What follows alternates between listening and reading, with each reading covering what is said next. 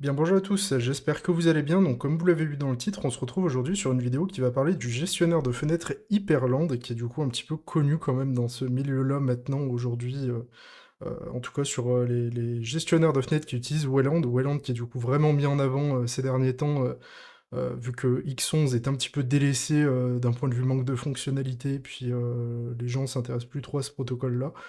Du coup, Wayland qui est quand même un peu plus futuriste dans sa gestion des ressources, de l'affichage aussi, qui permet d'avoir notamment une synchronisation parfaite, du coup, si vous avez plusieurs écrans qui n'ont pas le même taux de rafraîchissement, qui est un problème très connu de X11 à l'époque, et qui l'est toujours d'ailleurs.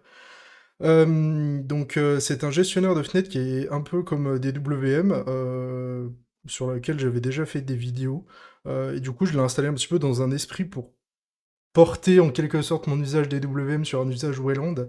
D'un point de vue bureautique, il remplit parfaitement toutes les cases, je suis très content de sa proposition. Mais par contre, comme vous l'avez vu dans le titre, d'un point de vue gaming, c'est pas tout à fait ça. J'ai pour l'instant joué que à FF14, vous le savez, je n'ai que ce jeu, enfin j'en ai d'autres sur Steam, mais je joue qu'à ça. Et du coup, il y a vraiment des problèmes de stuttering assez violents, même en utilisant le Gamescope de Steam, donc c'est pas encore tout à fait ça d'un point de vue gaming en tout cas. Et puis, d'un point de vue utilisation des ressources, vous vous rappelez les vidéos que j'avais fait, on avait des usages RAM qui étaient vraiment assez bas sur DWM, ce qui n'est pas forcément le cas avec Hyperland, vu qu'il y a tout un package nouveau qu'on n'avait pas sur DWM, du coup qui est apporté par la couche Wayland, qui du coup rend le tout un peu plus lourd, mais qui reste quand même assez performant d'un point de vue ouverture des fenêtres, navigation, utilisation de logiciels par-ci par-là, donc vraiment c'est assez pratique en tout cas d'un point de vue bureautique, mais en tout cas gaming pour moi c'est clairement un non. On m'avait un petit peu prévenu, j'avais un petit peu demandé ce que les gens pensaient sur le Discord GLF, et tout le monde disait le gaming c'est pas trop ça, un petit peu, enfin en tout cas avec les gens avec qui j'avais parlé. Mais du coup c'est vrai qu'on voit quand même pas mal sur Reddit, je sais plus comment il s'appelle, là, le subreddit où les gens mettent des screens de leur conf un petit peu. Il y a quand même pas mal de Hyperland dedans, donc c'est quand même quelque chose qui est quand même assez connu aujourd'hui dans le milieu des gestionnaires de fenêtres. Et du coup, j'ai voulu un petit peu porter la configuration que j'avais à l'époque sur DWM avec les éléments que je pouvais avoir sur Hyperland, donc notamment on n'a plus du coup le terminal de DWM qui était ST, Simple Terminal tout simplement. Maintenant on a Kitty du coup qui est un petit peu recommandé dans la doc officielle, qui est du coup un logiciel de terminal pour les gestionnaires de bureau qui est assez léger quand même, qui utilise des rendus GPU tout ça, et donc qui est quand même assez fancy. J'ai bien évidemment changé la police pour mon célèbre Cascadia Code que vous connaissez très bien, qui est la police du terminal de Windows 11 maintenant. Ça fait un petit bout de temps que c'est celle-là et que j'adore tout simplement cette police. Au niveau de la barre en haut, j'ai utilisé du coup Waybar, qui est du coup aussi recommandé dans la doc pour avoir une barre de statut utilisable sous Wayland. Donc on peut voir qu'il y a différents éléments. Je n'ai pas encore tout compris comment ça se configure, et puis je vais sûrement pas chercher plus loin pour être honnête. Il y a ce bouton œil, je sais pas du tout à quoi il sert, mais c'est pas très grave. Après on a du coup le menu pour le son qui fait pas vous contrôle si j'ouvre. On a mon adresse IP locale, on a le Power Profile Daemon qui est très intéressant aussi, enfin ce que je trouve sympa, que du coup j'ai installé, qui permet d'avoir un mode balancé, un mode économie, un mode performance. Évidemment on est sur un PC fixe, donc ça sera toujours le mode performance, parce qu'on en a un petit peu rien à faire de la consommation électrique, c'est pas très grave. On a aussi du coup l'usage CPU que vous voyez là, l'usage RAM, la température qui sort de je ne sais quelle sonde, je ne sais pas si c'est celle du CPU, je pense pas que mon CPU soit à 17 degrés, donc... Et il ne fait pas 17 degrés dehors, ni à l'intérieur, donc voilà.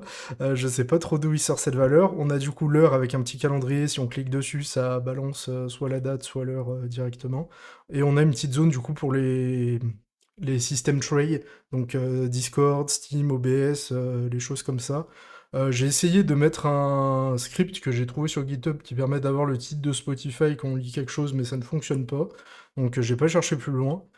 Donc en back-end, entre guillemets, c'est Arch Linux, hein, bien sûr, parce que du coup j'ai essayé sous le Gentoo et je me suis pris la tête avec la config et tout, donc j'ai pas cherché plus loin, c'était assez relou. Moi je voulais juste tester le bureau en tant que tel, donc j'ai pris Arch, c'est pour ça, avec du coup le Hyperland MetaGit, qui est du coup un méta paquet avec tous les utilitaires que propose Hyperland, donc Hyperpaper, HyperCTL aussi, qui est l'utilitaire pour gérer notamment les moniteurs, parce que du coup, ils ont un peu une suite de commandes qui permet de manager, entre guillemets, le fond d'écran, les moniteurs, les layouts, des choses comme ça. Donc voilà, je vous ai mis quelques fenêtres histoire d'être fancy, mais bon, on s'en fout un peu. Les raccourcis sont assez faciles à apprendre, ça va.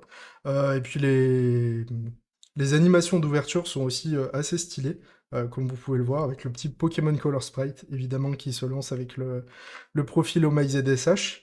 Et du coup, pour vous montrer un petit peu le fichier de conf, du coup, je vais utiliser Visual Studio Code, que j'ai déjà utilisé tout à l'heure. Du coup, j'ai mis tout mon dossier pour un config dedans, ce qui est assez intéressant pour vous montrer les différents éléments. Je vais peut-être juste zoomer un petit peu si je peux, si je retrouve exactement où c'est. Zoom avant, pourquoi c'est CTRL 6, je ne sais pas. Mais bon, c'est pas grave. Pour vous montrer un petit peu du coup la configuration. Alors, moi, ce que je regarde aussi en même temps, ce que je viens de découvrir un petit peu, c'est que pour moi, la fenêtre qui est active est totalement opaque, donc normal, mais par contre, je vois que sur OBS, vous avez quand même le blur qui est affiché, alors que moi, je vois vraiment le fond tout noir, là, donc c'est assez surprenant.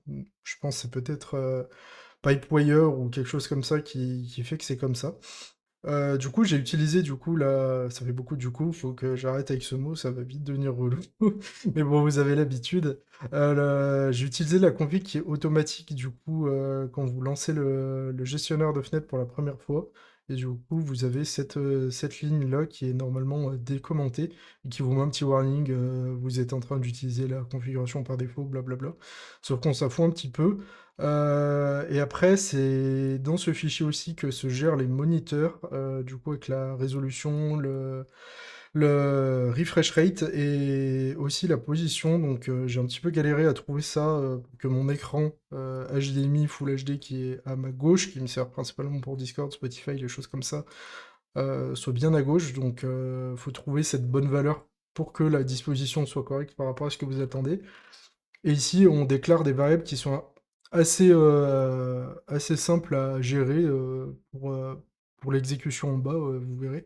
De base, par défaut, vous avez les trois. Il y a juste le menu, je crois, qui est commenté, parce qu'il n'y en a pas par défaut.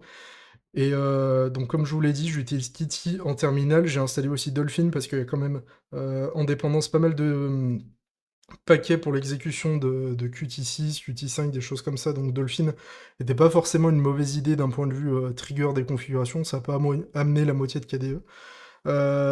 Et pour le menu, du coup, qui est un petit peu semblable à des menus que vous aviez à l'époque sur DWM, j'ai utilisé B-menu, D, B, voilà, ça se ressemble un petit peu.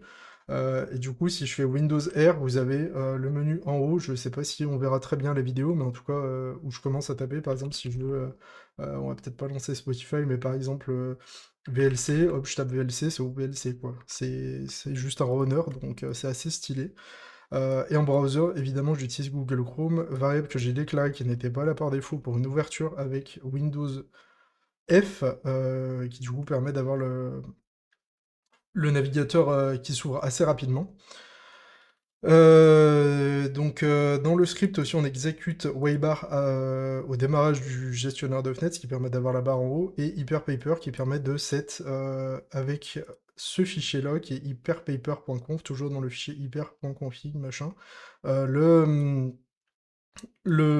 fond d'écran que l'on veut, qui du coup va être préchargé en RAM pour améliorer l'application. Je sais pas si c'est un réel intérêt. Et après, on peut effectivement gérer un fond d'écran par moniteur, pardon. C'est mieux si je mets dans le bon ordre. Ça, j'ai pas trop touché, c'est pour la taille de la souris, mais elle a été modifiée par rapport à celle par défaut. Je ne sais pas qui a amené ça. On peut gérer aussi du coup l'épaisseur des bordures, les arrondis, les choses comme ça ici.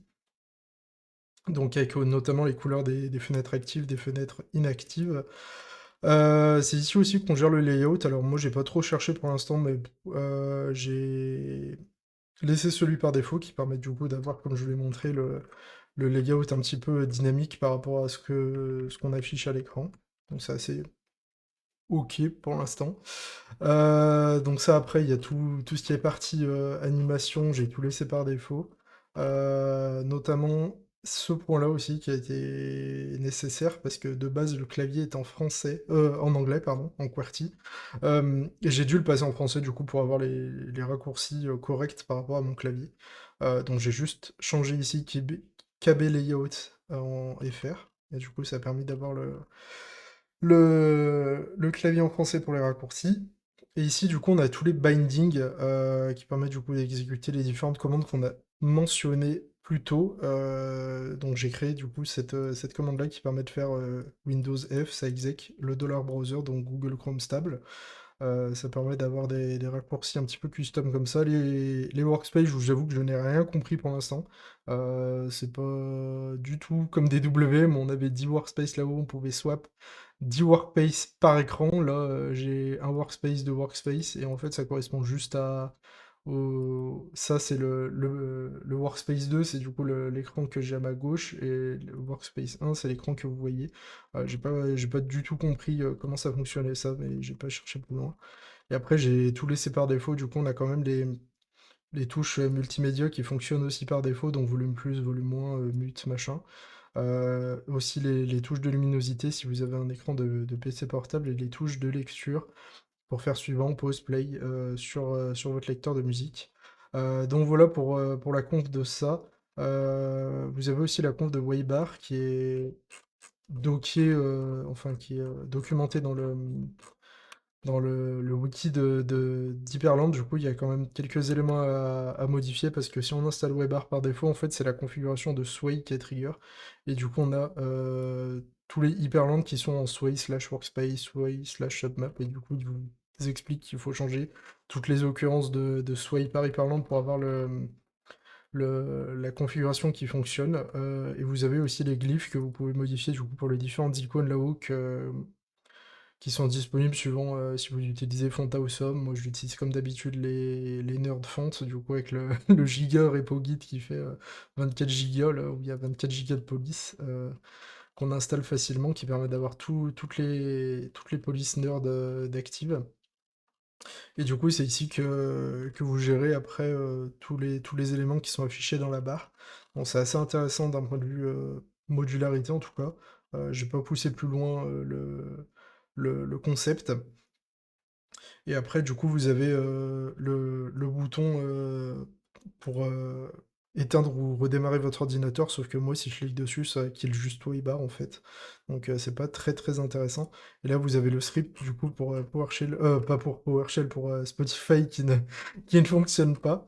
Je m'en mêle un petit peu les pinceaux, mais c'est pas très grave, c'est un peu une vidéo rapide sur Hyperland, du coup sur la conf et puis sur son utilisation qui est quand même assez modulaire et du coup voilà, n'hésitez pas à aller le tester si vous êtes un petit peu aventureux dans les recherches que vous faites sur les gestionnaires de fenêtres, ça peut être une bonne alternative si vous faites que de la bureautique ou pourquoi pas du gaming avec des jeux qui fonctionnent correctement dessus, ce qui n'est pas mon cas. Mais voilà, petite vidéo rapide pour parler d'Hyperland, j'espère qu'elle vous aura plu, et puis on se retrouve très vite pour une prochaine vidéo.